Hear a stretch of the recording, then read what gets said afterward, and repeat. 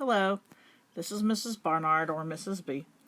I am going to read to you today Grandmother Spider Brings the Light by my friend. She goes by Taleypo the Storyteller. And this is a Cherokee version that her and a friend wrote. Okay, so here goes. Long, long ago, when the earth was very new, the animals had no fire. Why, without fire they kept bumping into each other. Hey, watch it! You just stepped on my toe! And it was difficult to find food because they had no fire. One day Raven came swooping down into the forest, and he called for the animals to come together, for he had big news. I have seen it, he cawed. Fire! It is beautiful, full of color. Ha! Color, cried the animals. What is color? For without light there is no color. And heat, cawed the old raven.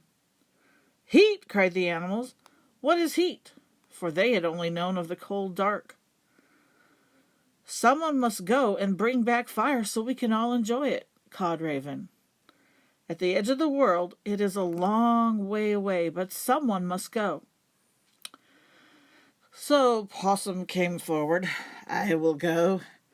I will bring the fire.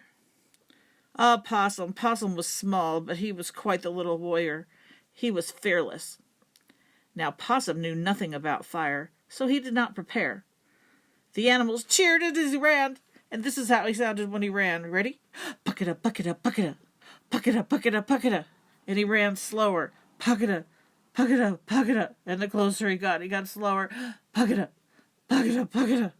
Poor Possum was out of breath by the time he reached the edge of the world, but there it was, a lake of fire with orange and red and yellow flames, just like Raven told him. Because Possum did not know about fire, he stared at it, mesmerized by its beauty. Poor Possum's eyes became dark and singed. Even to this day, Possum's eyes are sensitive to light, so he goes out at night. He gathered up a hot burning coal and placed it into his long fluffy tail to keep it safe until he got back to the animals. He turned and ran. Puck-a-da, puck-a-da, puck-a-da. Puck-a-da, puck-a-da, puck-a-da. Puck-a-da, puck-a-da, puck-a-da. Puck-a-da, puck-a-da, puck-a-da. He was so out of breath he could not speak, and the animals gathered around. Where is the fire? Show us the fire. Possum got his second wind. Here is your fire. But when he unfurled his tail, the hair had burned away and the fire was gone, and Possum was left with a bare tail to this very day. When Possum saw that his tail was gone, he fell over in a dead faint. Poor Possum. Now who will go, said the animals. It must be someone fast. So Buzzard swooped down. I will go, said Buzzard. I am swift. I will fly high over the mountains and lakes and rivers, and I will bring back the fire. So Buzzard stretched his wings and flew off into the dark sky. He flew on and on. Finally he looked down and he saw it, a lake of fire burning brightly. But Buzzard did not know about fire. He swooped down as fast as he can, faster and faster, and then he felt it. The heat! Never had he felt something so hot. Buzzard had nowhere to put the heat except into his beautiful headdress made out of many colored feathers. There went Buzzard, higher and higher. It was then that Buzzard noticed that his head was beginning to burn. Oh, poor Buzzard! He did not know that fire could burn. He burned off every feather off of his head, and buzzards to this very day have red, scorched, and scarred heads from trying to bring back the fire.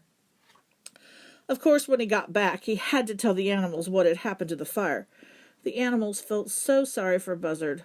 Other animals tried, strong, fast, wise animals, but they all came back bearing a scar, no fire. Finally, one day, Grandmother Spider came forward. I will go, she said in her weak, humble voice. What, cried the others? You will go? Ha! You are too little, too weak, too slow, and too old. Yes, I am old, but I have listened to the stories you told about trying to get fire. I understand fire. I may be slow, but sometimes slow is better, and as far as being too little and too weak, I think not. Strength can be measured in many ways." Unlike the other animals before her, Grandmother prepared for her journey. She found some wet clay and fashioned it into a small pot that she placed on her back. Then she set out for the lake of fire. Step by slow step, she marched on and on and on. It was a very long time by the time Grandmother Spider found the fire. She thanked the fire for its beauty and heat, and she asked if she could have just a small coal to place in her clay pot. Fire gave Grandmother Spider a tiny coal. Now that the clay pot had plenty of time to dry out, she was ready for the fire. She put the pot on her back and started her long, long journey back. As she walked, the coal grew bright, firing the inside of the pot to make it strong. Finally, Grandmother Spider came home to her animal friends. They gathered around. "Grandmother, Grandmother," they cried, "where is the fire?" "Oh, now be patient. Gather some dry sticks and leaves and logs for me." Quickly the animals did as Grandmother said, and then she carefully poured out the red-hot coals onto the wood. Immediately it burst into flames. The animals cheered. "Yay! Grandmother Spider, you have brought us light." In Grandmother's wisdom, she took some of the sparks from the fire and placed them inside trees and rocks so that others could make fire without going to the lake of fire. Grandmother Spider was very tired, but she knew she had one more thing to do. So she took her pot and put in 2 coals and walked to the top of a tall mountain. There she threw the larger piece into the sky, and it became the sun. Then she flew the smaller piece that became the moon. And then she took the sparks at the bottom of the pot and threw them into the air, and they became the stars in the sky. She then spun a web around the universe. To this day, she pushes and pulls on that web so that the sun, moon, and stars move to provide day and night and all the seasons of the year. It was Grandmother Spider who taught us many things. She taught us about pottery and weaving. She taught us about fire and light and dark. She taught us that we are all connected on the web, each one of us having our own place in this world. The end. Hope you enjoyed that. Hi, Marie. I see that you're there. I was using my phone today. I'm not sure how to say hi back, but good to see you. Hope you guys all enjoy this story. I thought it was a pretty good one. All right, bye.